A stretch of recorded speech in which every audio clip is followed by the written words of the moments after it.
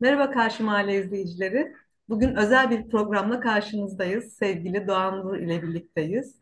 Doğan Nur kendisi Haziran ayında, Pride ayında Pride yürüyüşüne katılma iddiasıyla gözaltına alındı ve tutuklandı. Kendisiyle bu süreci konuşmak istiyoruz. Hem bir sosyalist genç olarak hem bu konuda tutukluluk yaşamı ve gözaltı süreci konusundaki deneyimleri açısından izlenimlerini ve deneyimlerini aktarmasını isteyeceğiz bu programımızda. Kendisi sosyalist bir genç ve bizler e, bu ülkede, bu topraklarda LGBT artıların kurtuluş mücadelesinin nasıl baskı altına alındığını, nasıl kuşatıldığını her geçen sene daha çok görüyoruz, deneyimliyoruz. Bu sene de gerçekten çok büyük bir kuşatma altındaydılar ve çok büyük bir hani teknik takipten tutalım işte baskı koşulları bütün emniyet güçlerinin seferberliği ile kendilerinin bu sene talepleri işte Pride'a yönelik basın açıklamaları engellenmeye çalışıldı ve bunu gerçekleştirmeye çalıştılar. E, fakat onlarla bağ kuranları destekleyen ve bu konudaki eşitlik, özgürlük mücadelesinde LGBT artıların eşitliğinden ve özgürlüğünden geçtiğini düşündüğümüz sosyalist güçler, onlarla bağ kuran sosyalist hareketlere yönelik de bir baskı oluştu ve üç tane genç arkadaşımız, sosyalist genç arkadaşımız gözaltına alındı. Daha doğrusu gözaltına alınan pek çok arkadaşımız oldu ve aralarında üç arkadaşımız tutuklandı. Bunun da bir anlamı var. Bütün bu süreçleri sevgili Doğan Nur'la konuşacağız. Önce istersen gözaltı süreciyle başlayalım Doğan. Evet, nasıl bahsedeyim bilmiyorum. Çok detaya da gitmek istemiyorum ama gerçekten o gün İstanbul'un birçok noktası tutulmuş durumdaydı. Yani Caddebostan'dan Kadıköy'e, Beşiktaş'tan Taksim'e kadar her yer böyle sanki olağanüstü bir hal varmış gibi tutulmuştu. Hatta o kadar ki vapur seferlerini de iptal etmişlerdi.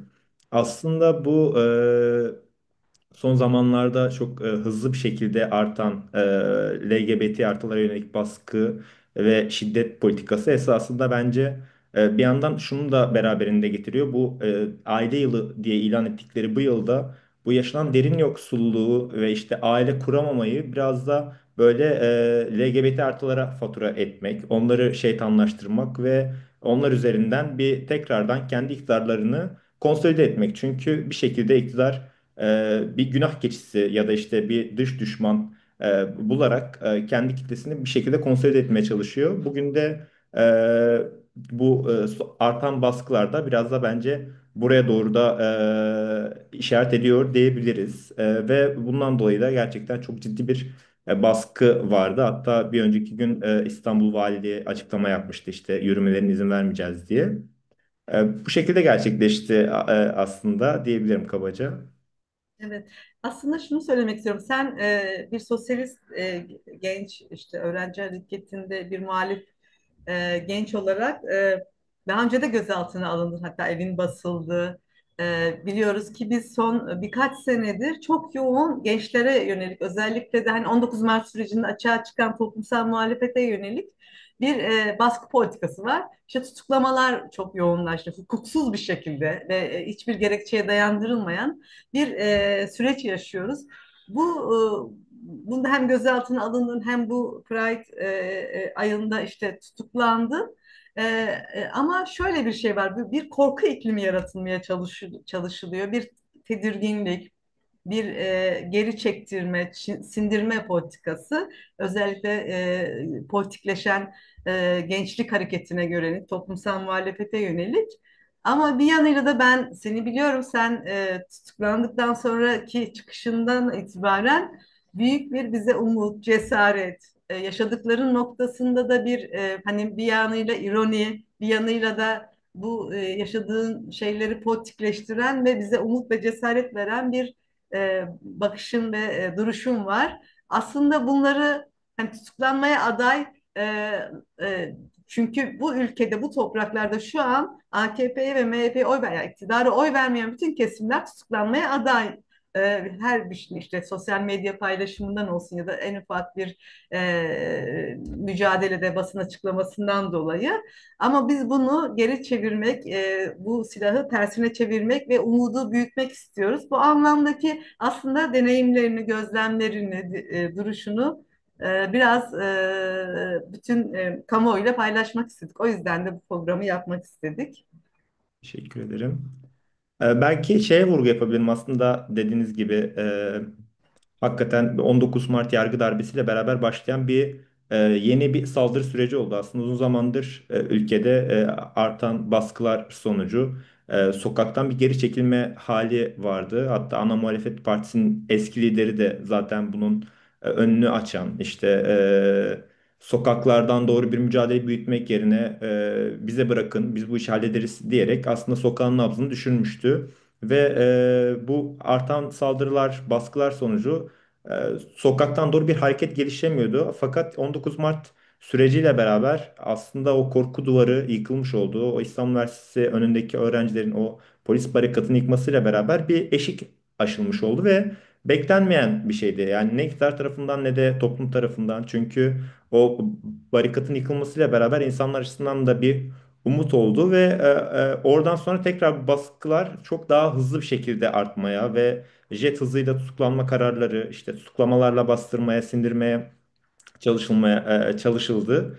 Fakat burada mesela o zamanlar şey olmuştu. İşte tutuklanan öğrenciler içeriden haberler, mesajlar yolladıklarında burası aslında aynı KYK yurtları gibi. Çünkü hakikaten ben de girdiğimde fark ettim. İşte ranzalar üst üste vesaire. Hatta belki de KYK şartlarından daha iyi de diyebileceğim bir durum söz konusuydu. Oradaki fark etmiyordu yani öğrencilerin KYK yurtlarında kalmasıyla cezaevinde, hapishanelerde kalması arasında çok da ciddi bir fark yoktu. Bununla eğlenmişler, dalga geçmişlerdi ve bu umudu kırmaya yönelik aslında halen artan bu saldırı ve baskılar.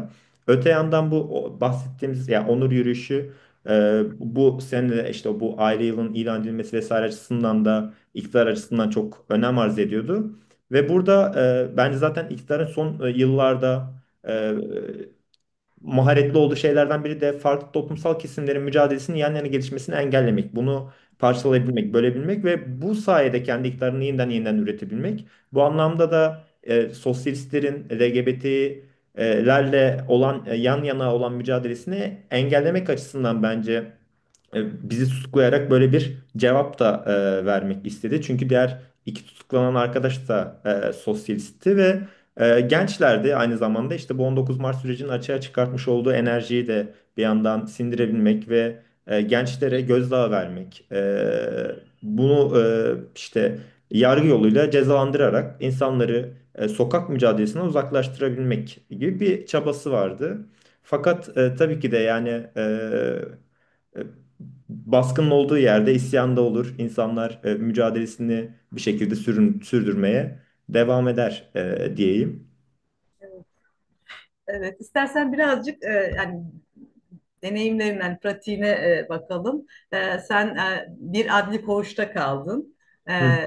İşte farklı, sonuçta herkes farklı deneyimler yaşıyor. Yani biz burada tabii ki 30 senede tutuklu kalan siyasi tutuklar ya da işte bir takım daha ağır suçlamalarla gözaltına alınan, tutuklanan arkadaşların mücadelesini koyuyoruz yani. Ama farklı deneyimler de yaşanıyor. Sen işte 2009-11 yasasıyla ilgili tutuklandığın için adli bir koğuşta kaldın ama e, şey yaptığında, tahliye olduğunda onlarla aniden oldun çünkü bir itirazla. Onlarla vedalaşamadığın için çok üzgündün. Oradaki süreci onlarla çünkü bir onur yürüyüşünden dolayı tutuklandığını da biliyorlar. Ee, Bir de sonuçta bizim gibi hani bizim gibi derken yani çok daha hani düzen açısından muhalif ve o bilinçli olmayan kişilerle bağ kurman ve senin o yaşadığın deneyim, sana karşı ön yargılar ve onları değiştirip dönüştürmen buradaki sen bunu dile getirmezsen ama gerçekten bu konudaki olgunluğun ve mücadeleci yanın ve yapıcılığın çok önemli. İstersen onlardan biraz bahsedelim. Kaç kişilik bir koğuştu?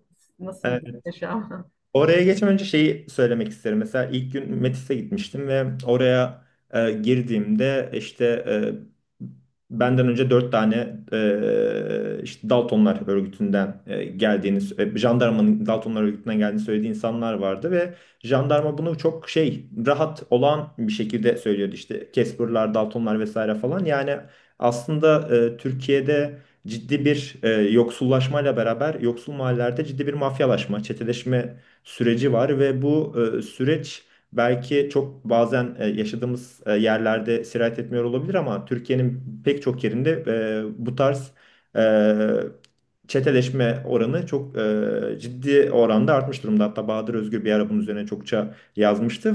Ama orada onun direkt somut karşılığını görme imkanın oluyor ve bir devlet memurunun, yani bir jandarmanın bunu bu kadar basit bir şekilde dile getirmesi beni hayrete düşürmüştü. Çünkü ortada bir sıkıntılı bir durum var. Yani devlet açısından da sıkıntılı bir durum aslında baktığımızda.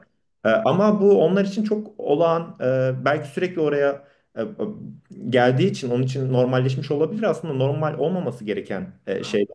Beni bu biraz şaşırtmıştı açıkçası. Yani bunu bu kadar rahat, basit bir şekilde konuşuluyor olması ve bu kadar çeteleşmenin arttığı bir ortamda buna yönelik önlemlerin alınmıyor olması ve yoksul mahallelerdeki işte nitelikli eğitime ulaşamayan ve kendini var edemeyen gençlerin bu çetelere, mafya gruplarına mensup olarak kendi hayatlarını bir şekilde idame ettirmeye çalışma süreci bir yandan da Türkiye'nin geleceği açısından da vahim bir durum diye düşünüyorum. Bu açıdan beni şaşırtmıştı ve orada odaya gittiğimde işte beni tekli bir odaya almışlardı. Duvarlarda yazılar vardı. İşte şaşırtan şeylerden biri de duvarda çokça anneler üzerine yazılmış şeyler. Yani oradaki e, işte daha adli suçlardan dolayı gelmiş insanların annesiyle kurmuş olduğu, yani o erkeklerin daha doğrusu anneleriyle kurmuş oldukları bağ ve orada işte sürekli bir özlem ve hasret üzerine yazılan yazılar şaşırtmıştı beni. Gündelik hayatta aslında hani çok da umursamayan ve işte ne bileyim annesinin yaptığı işleri bile görmeyen, o görünmeyen emeği üzerine hiç düşünmeyen insanlar hemen içeri düştüklerinde o bağı kurma, annesini düşünme, annesi, yani babayla ilgili çok bir şey görmedim. Ancak işte krallık üzerine, yani hani kendine orada bir yapma. Ben buranın kralıyım üzerine. Yani o babalık figürü biraz o hegemonya kurma üzerinden, ama anne üzerine yazılan şeylerde hasret, özlem üzerine. O beni biraz hani şaşırtmıştı. Ondan bahsetmiş olayım. Koğuşa gelince ertesi gün zaten Silivri'ye sevkim çıktı ve oraya sevk edildik. Benim gittiğim koğuş sigara kullanmayanların koğuşuydu. Yani sigara kullanmadığım için sigara içilmeyen bir koğuşa verdiler ve orada da daha basit suç türlerinden kalan insanlar vardı. Ağırlıklı dolandırıcıların olduğu yaklaşık 50 kişi vardı. Hatta başka koğuşlarda 60-70 kişi de varmış. Yani aslında cezaevleri de bu anlamda gerçekten çok dolu ve haddinden çok daha fazla. Normalde o 50 kişilik koğuş aslında 7 kişi için tasarlanmış, yapılmış.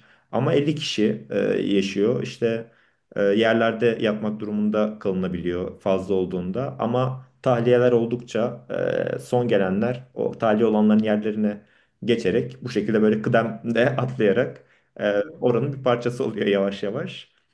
E, Öyle bahsetmiş olayım. Daha yani nasıl bir şey söyleyebilirim bilmiyorum ama belki sorular üzerinden şekillenirse. Yani yani sonuçta senin çok fazla hani böyle orada bağ kurman, onlarla o ilişkileri şey yapabilmen, sıcak, samimi kurabilmen aslında o bir ön yargılı yaklaşımı hani işte fobik yaklaşımlar da olabilirdi.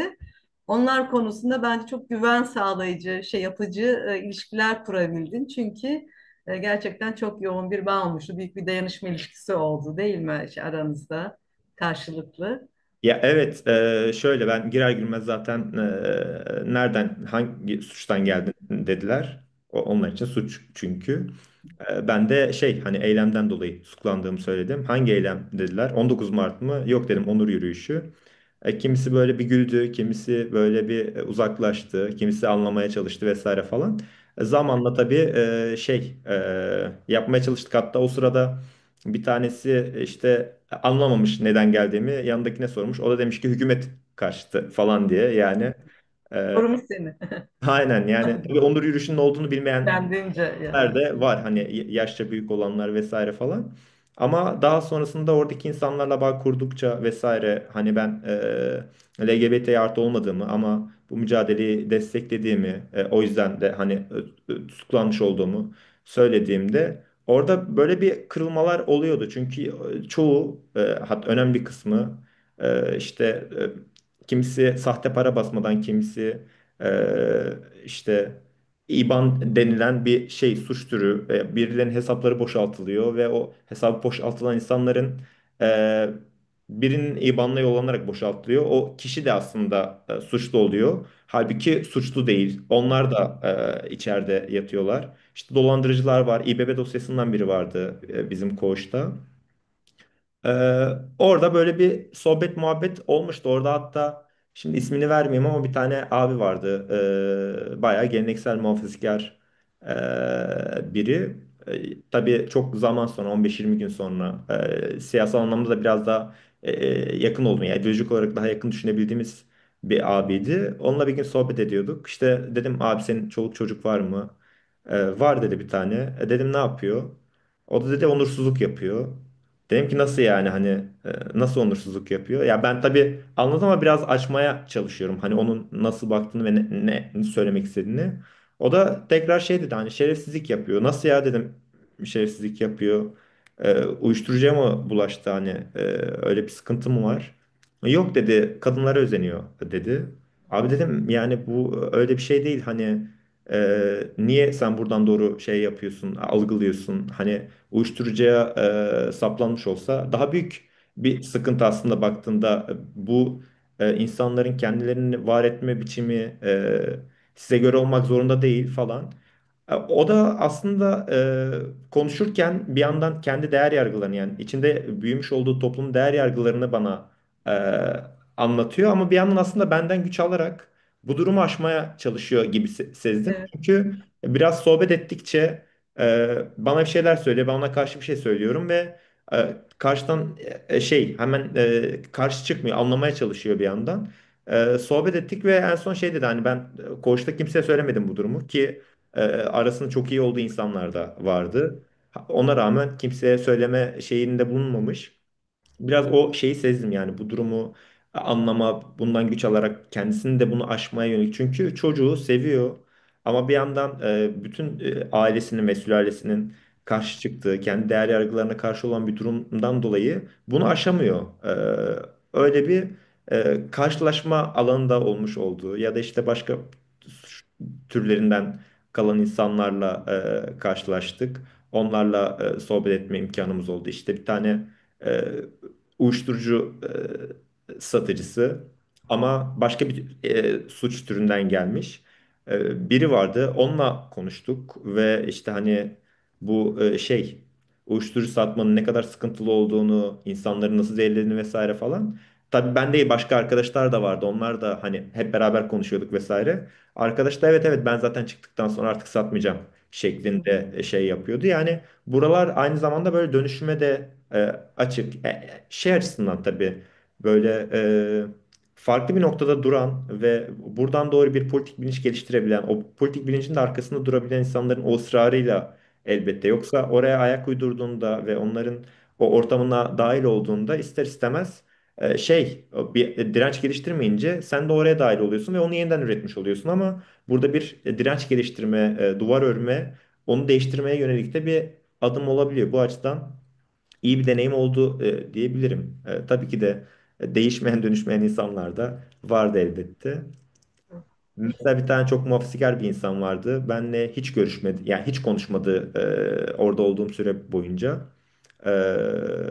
Çok tutucu ve muhafazakar biri. Ama son gün işte ben çıkarken orada arkadaşlar şey yapmışlar ona. Hadi Doğan'la barışın şey yapın falan. Sonra bana da geldiler. Ben elbiseleri toplarken daha böyle yani çok hızlı geliştiği için zaten her şey. Dediler hadi şeyle abinle tanış barış.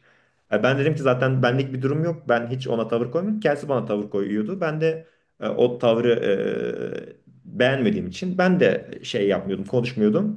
Orada bir sarıldık vesaire falan. Yani aslında o şeylerin de aşılabildiği, yan yana o durabilme noktasında bazı şeylerin de aşılabildiği ve birbirinden öğrenilebildiği bir alanda oluyor. Çünkü herkes birbirine bakıyor. Yani aynı yerdeyiz. Her gün sabah uyandığımızda akşam uyuyana kadar hepimiz yan yanayız, aynı yerdeyiz. Hani bu açıdan da birbirinden anlama, görme imkanı oluyordu açıkçası. Bunları söyleyebilirim belki deneyimler açısından. Çok, çok güzel, ağzına sağlık, ama bir de ben konuşmak istiyorum seninle. Sonuçta tutuklu olan arkadaşlarımız var içeride. Onları nasıl güçlendirebiliriz? Yani dışarıda tamam, dayanışmayı örme, seslerini ses katma olabilir, ama bir yanıyla da ben hani açıkçası e, yani içeriden dışarıya nasıl bir dayanışmayı örebiliriz? Yani şöyle, görüş günlerine gitmek ya da mektup, kart meselesi, ben şöyle bir deneyimi aktarmak istiyorum. Ben bir kitap göndermiştim. Kitap çok böyle şeydi, distopik deniyor yani, ve çok mutsuz etmişti gönderdiğim kişiyi gibi. Hani bu deneyimler çok önemli gerçekten. Sonra mizah dergileri göndermeye çalıştım. Ama oradaki önemsenen şey nedir? Biraz çünkü biz bu dışarıya notlar gibi bir programı tasarladık ya. O açıdan onlara yönelik ne söylersin, önerirsin? Ya şöyle bence oraya girdiğinde aslında şey belli bir alan var. O işte koğuş kapısının içine girdiğinde artık sana ait olmayan bir alandasın. Devletin göstermiş olduğu belli bir alanda yaşamını kurmaya çalışıyorsun ve ne kadar kalabalık da olsa orada bir sosyalleşme imkanı da olsa sana ait bir alan değil aslında. Senin tercih ederek orada bulunduğun bir alan değil. Dolayısıyla senin dışında oluşan ve inşa edilen bir yer. Ama işte avukat görüşü olsun ya da işte Evet, açık görüş, kapalı görüşler olsun ve evet, mektuplar olsun bunların hepsi aslında senin hayatına ait alanlar. Sana dair, senin kurmuş olduğun ilişkiler. Yani mecburi, zaruri bir şekilde kurmuş olduğun ilişkiler değil. Dolayısıyla oradan gelen bir selam bile aslında seni iyi hissettiriyor. Çünkü senin dünyana dair bir alan. Tabii ki de içeride belli bir yerden sonra o sosyallikle beraber işte bazı uyuştuğun noktalardaki insanlarla daha samimi ve derinlikli ilişkiler kurabiliyorsun. Ama dediğim gibi diğeri sana ait bir alan olduğu için, senin hayatına ait bir şey olduğu için bir arkadaşının sana yazmış olduğu bir şiir ya da atıyorum bir şarkı sözü veya dışarıda akıp giden hayata dair bir şeyler yazması bile iyi oluyor. Çünkü orada televizyon ve radyo dışında çok erişebildiğin yani işte Twitter, Facebook vesaire gibi ya da işte YouTube Premium, Spotify Premium gibi şeyler yok. İstediğin şeyi istediğin anda ulaşamıyorsun. Yani günümüz dünyasında aslında bu teknolojinin de ilerlemesiyle bazı şeylere çok hızlı bir şekilde erişebiliyoruz ama orası hala teknoloji olmasına rağmen erişemediğin ve sınırlıkların olduğu bir alan. O yüzden o arkadaşlarının sana yollamış olduğu bir şiir mesela sen orada erişemiyorsun çünkü kitabın yok. Ee, Ama o kağıt senin elinde kalacak ve o şiir tekrar tekrar okuyabiliyorsun. Ya da arkadaşının yazmış olduğu şeyler üzerine tekrar tekrar düşünebiliyorsun. Bu da şey ilişkiler, kendi ilişkilenme açısından da mesela üzerine düşünebildiğin ve yoğunlaşabildiğin bir imkan sağlıyor. O yüzden bol bol mektup yazmak sanırım önemli. Görüşlere yani mümkün olduğunca gitmek tabii. Ama gidilmediğinde de yani gidilemeyen durumlarda da mektuplar bence çok önemli oluyor. Avukat görüşleri zaten arada bir iyi geliyor. Dışarıda akıp giden hayat nasıl vesaire. Çünkü televizyonda da işte haber kanalları vesaire var ama onların hepsi ana akım medya. Yani bizim görmek istediğimiz, duymak istediğimiz haberler çoğu zaman olmuyor. Zaten tekelleşen bir durum söz konusu.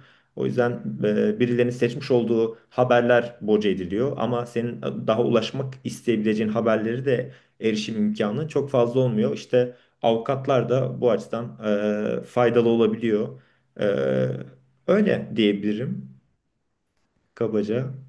evet. Onun dışında şey diyebilirim yani ben ilk şey yaptığımda işte hani tutuklanıyoruz ve Metris'e doğru gidiyorum yol alıyorum. Orada şey düşünmüştüm. Biraz da sanırım Esra Hoca ile bir ara bir açık ders yapmıştık Esra Mungan'la. O da bahsetmişti. Onun üzerinden şekillenmişti. Hani içeride ve dışarıda ayrımı yani aslında dışarıdayken de içeride olabiliyoruz ama içerideyken de dışarıda olabiliyoruz. Çünkü özgür düşünebilme imkanımız oluyor. Yani hani sen bir tırnak içerisinde işlediğin suçtan dolayı hapishaneye gönderiliyorsun. Ve düşünce suçu zaten.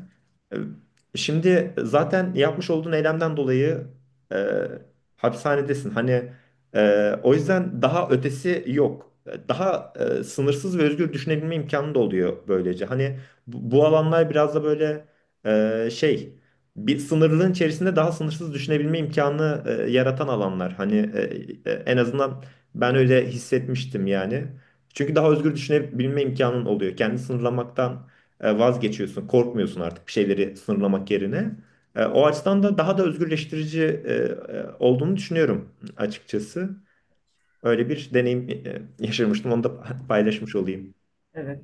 Gerçekten emeğine sağlık. Hem Pride açısından LGBT artı hareketinin onurlu bir yaşam mücadelesi, eşitlik ve özgürlük mücadelesi açısından bir deneyimdi. Hem de Cezayirleri tutuklama konusundaki iktidarın yaratmak istediği korku, yılgınlık, tedirginlik ortamını bir şeye çevirme, işte cesarete, umuta çevirme anlamında önemli bir deneyimdi. Bu anlamdaki emeğine sağlık, duruşuna sağlık diyeyim. Çok teşekkür ederim Doğan. Ben teşekkür ederim. Herkesin emeğine sağlık. Orada bir sürü arkadaşım bir sürü emeği oldu bu eylemin tertiplenmesinde ya da sonrasında sahiplenme ve bunun mücadelesini sürdürme anlamında da çok katkılar ve emekler oldu. Herkesin emeğine sağlık. Öyle. Çok teşekkürler. Ben Sevgili Karşı teşekkür Mahalle izleyicileri, Doğan Nur'la özel bir program yaptık bugün. Farklı bir programda görüşmek üzere. Hoşça kalın.